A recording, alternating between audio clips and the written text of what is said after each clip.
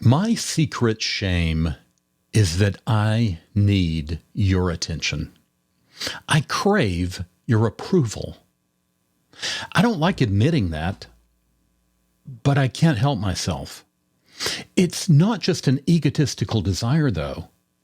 It is a craving for attention, approval, and love.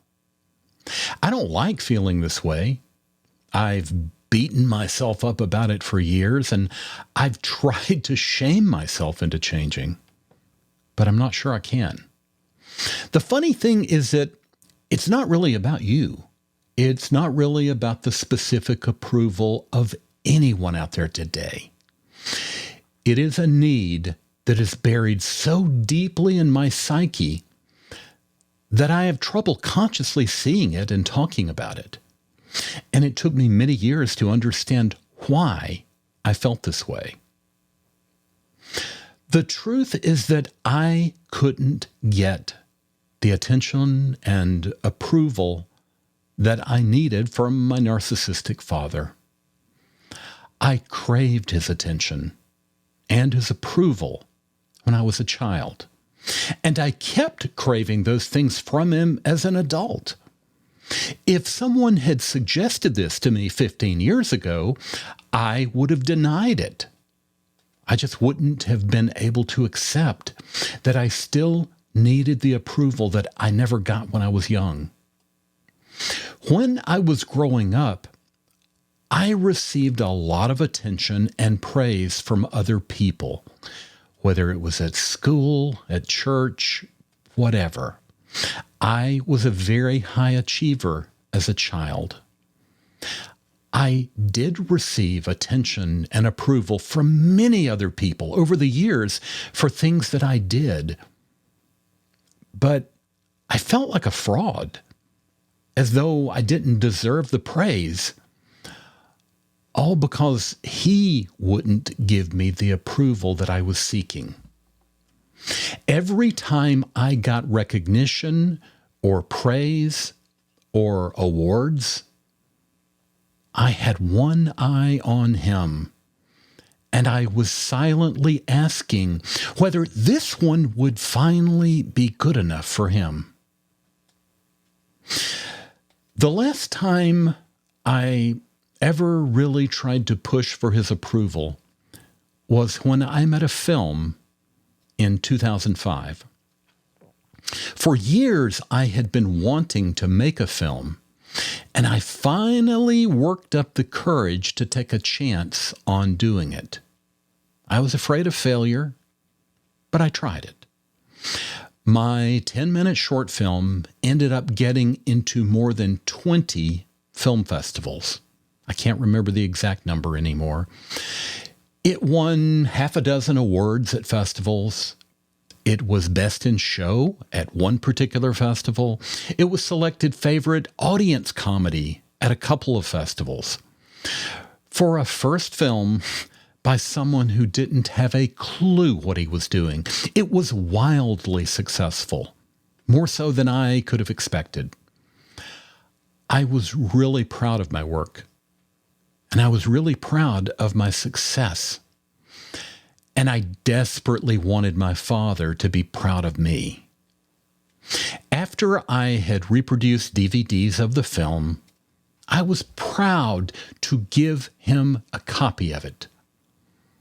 Over the next week or so, I asked him several times whether he had watched it. He kept saying that he hadn't had time yet.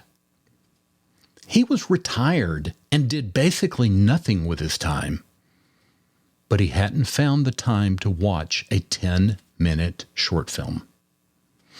About a week later, I was at his house, and he said again that he hadn't seen it yet, so I insisted that we go watch it. He agreed, and I turned it on. He had almost no reaction to it. Despite the fact that other audiences had found it very entertaining, he seemed almost bored. After it was over, he said something trivial such as, "That's nice." And then he changed the subject. he wasn't going to give me the approval that I so obviously needed. And we never talked about it again. I didn't understand at the time that he was a narcissist. So I didn't know that someone like him wouldn't want to let me have credit and approval. I didn't understand that a narcissist would typically want to bask in reflected glory for whatever praise I could get. But he wouldn't want to share it with me.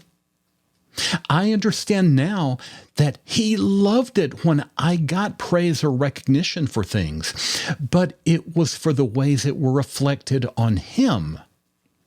He used to like to brag to others about my accomplishments when I was young, but he would often make little jokes about how he had taught me everything I knew.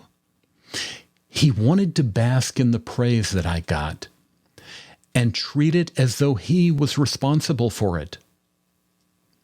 But his biggest response to pretty much everything I did was criticism of me for not doing things the way he would have done them.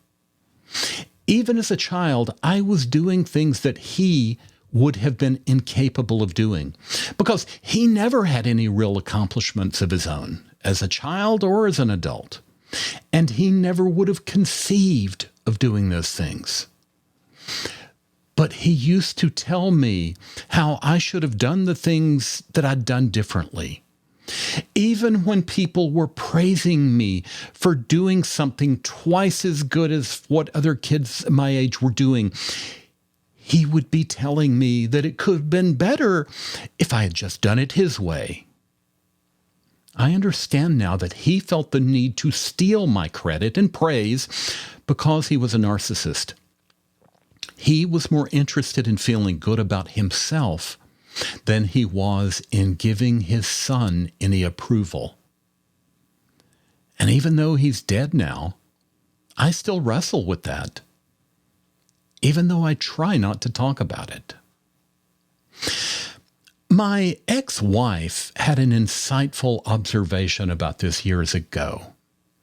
As we talked one time about what I should do with my future, she said that whatever I did, it had to be something with an applause factor. That was her phrase.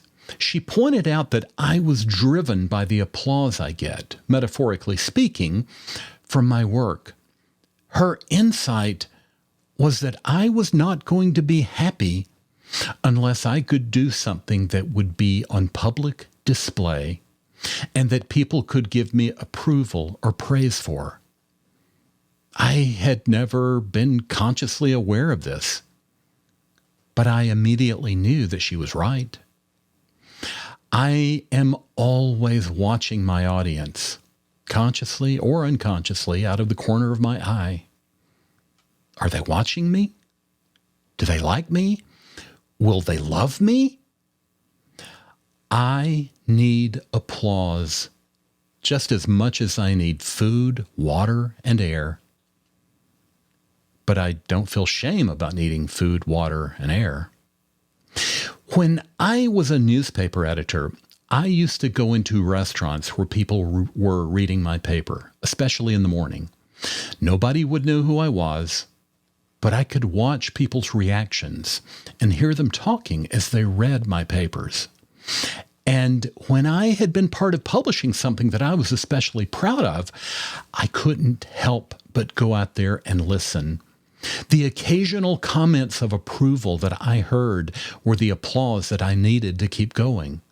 They gave me fuel to do something better the next time. And I needed that. I realized long ago that social media is a danger to those who grew up with narcissists. If you had a narcissistic parent, you probably never felt good enough and never felt that you could get enough approval to make you feel loved. You learned to eat up every morsel of approval that you could find because in those moments of approval, you had just a hint of the esteem that more healthy people had for themselves most of the time. social media is a great place to perform in order to get such approval.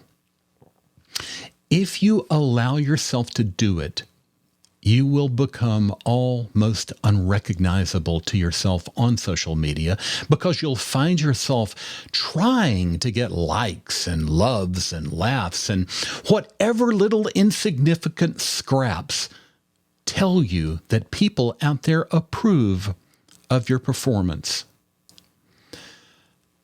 But this is probably why my entire life has centered around media in one form or another. Newspapers allowed me to experience praise for my work back in the days before newspapers were pretty much dead. Making a short film that was accepted at a couple of dozen film festivals and won some awards was another huge shot of public attention and approval. Everything that I'm still drawn to doing, writing, video, podcasts, movies, all have that in common. If you're an accountant, few people know whether you're a good accountant. Few people can see your work and praise you. But everything that draws me allows me to speak to an audience, and it lets me hope and pray that they will finally like me and approve of me. Weirdly, part of me, the outer part, I suppose, is extremely confident. Yet another part, inside, is still a child longing for the teacher to put a gold star next to my name. I need your understanding. I need your love. I need to believe that you like me. And if I can't get those things, I'll at least work for your approval. And that's why I crave the approval that comes with success. Will you like me? Will you approve of me? Will you love me? Will you finally understand me? Those are the questions that the child in me asks. They are the questions that the adult in me still needs answered. And so I seek approval and good feelings from wherever I can find them, whether that's chatting with others in line at the grocery store or posting photos on Instagram or publishing video on a YouTube channel. I don't want to need your attention and approval. I really don't. This need makes me resent other people, and it makes me try desperately not to care what they think. I'm trying to get over this. I'm trying to reprogram myself to have my own sense of self-esteem and confidence from within. I know all the buzzwords. I know what I should feel. It's really hard, though, because there is a tiny child who's still inside of me, who's looking for his narcissistic father to approve of him. A child who is still saying, "Am I finally good enough for you?"